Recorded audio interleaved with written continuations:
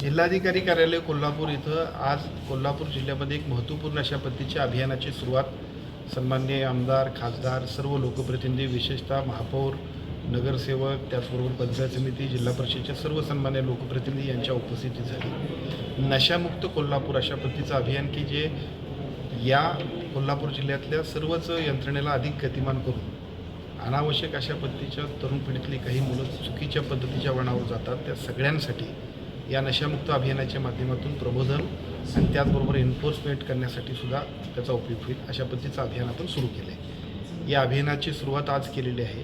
दर 3 महिन्यांनी याचा आढावा DPTCच्या मीटिंगमध्ये सर्व आमदार खासदारांच्या उपस्थितीत होईल.